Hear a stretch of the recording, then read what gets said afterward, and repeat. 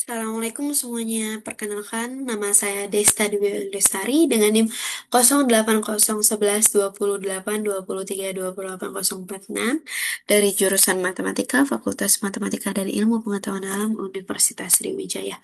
Nah, di sini saya akan membahas sesuatu eh, tentang fungsi kompleks.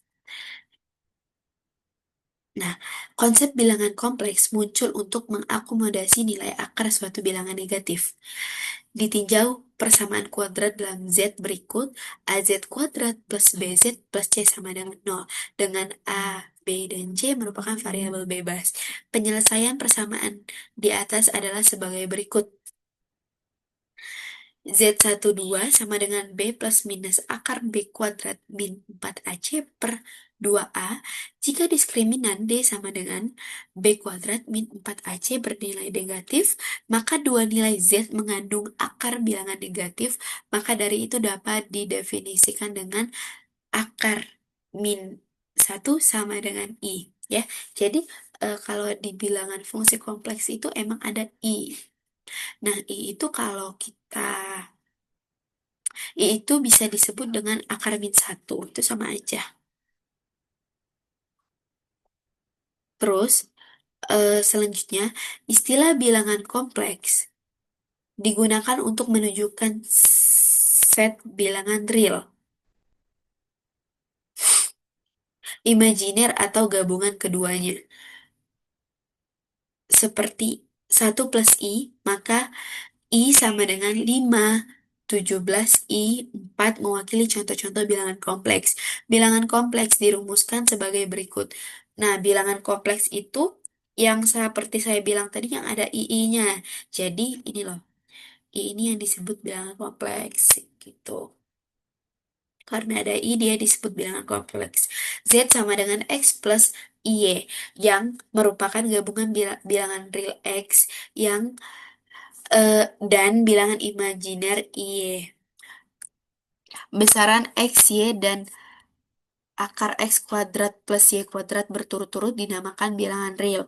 Bagian imajiner modulus kompleks yang dituliskan sebagai X sama dengan RE itu real ya, artinya real Z, Y sama dengan IM itu imajiner Z, di mana mutlak Z sama dengan akar X kuadrat plus Y kuadrat.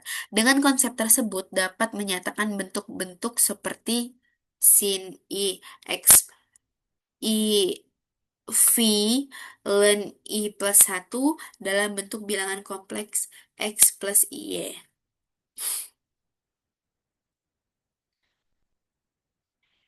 Suatu berkas cahaya, ini suatu berkas cahaya dinyatakan dalam fungsi sin T dan berkas cahaya lain memiliki beda fasa sebesar lambda dibandingkan berkas fasa sebelumnya.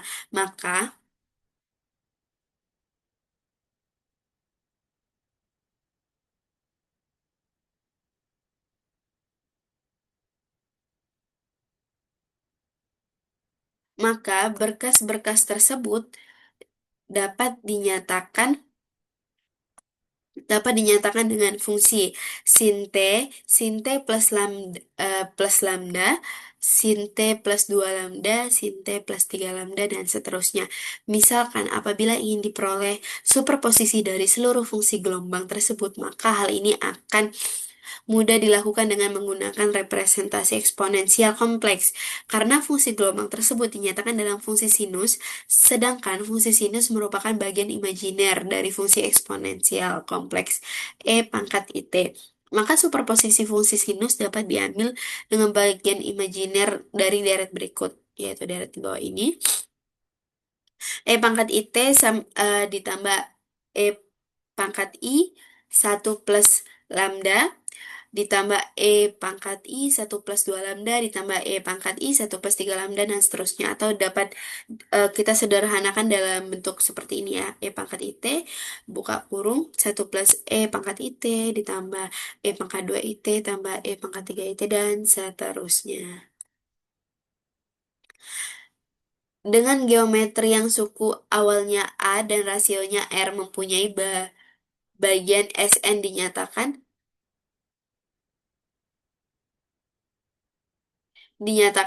Sn sama dengan A buka kurung satu min Rn per satu min R. Dengan demikian, jika N berkas gelombang, maka jumlah bagiannya adalah Sn sama dengan E pangkat IT buka kurung satu plus E pangkat IN lambda per per satu min E pangkat I lambda.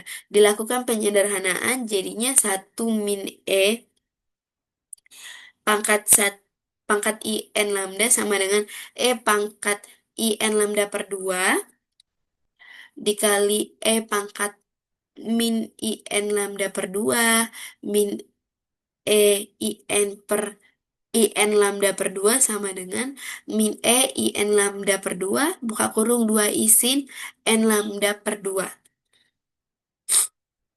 ya. Jadinya satu min E I 1 min E pangkat I lambda sama dengan E pangkat I lambda per 2 dikali E pangkat min I lambda per 2 dikurang E pangkat I lambda per 2 sama dengan min E I lambda per 2 dikali 2 isin lambda per 2. Nah, jadi kita peroleh dengan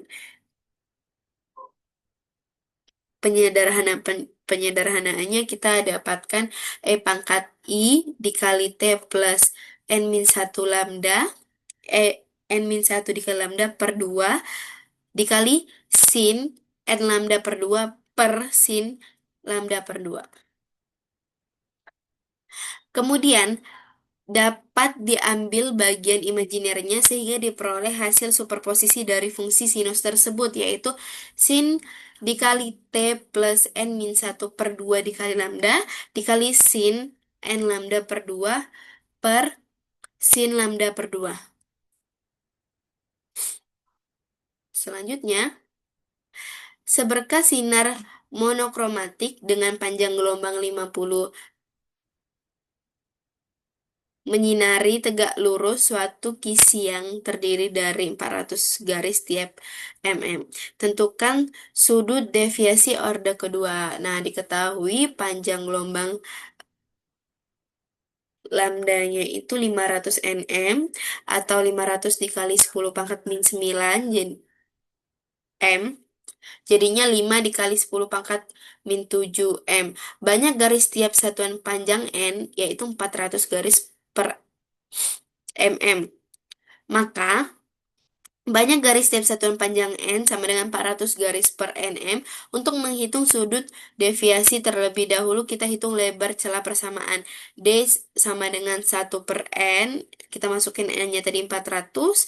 Dan kita dapat 1 per 4 dikali 10 pangkat 2 dikali 10 pangkat min 3 sama dengan 2,5 dikali 10 pangkat min 6M. Sudut deviasi orde kedua N sama dengan 2 dapat dihitung dengan persamaan D sin theta sama dengan 2N setengah lambda 2,5 dikali 10 pangkat min 6 sin sin theta sama dengan 2 kali 2 kali setengah dikali 5 dikali 10 pangkat min 7.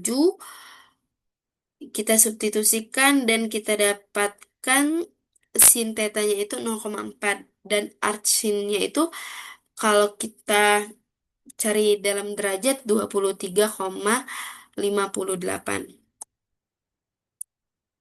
Oke, sekian pembahasan dari saya. Kalau ada salah, saya mohon maaf.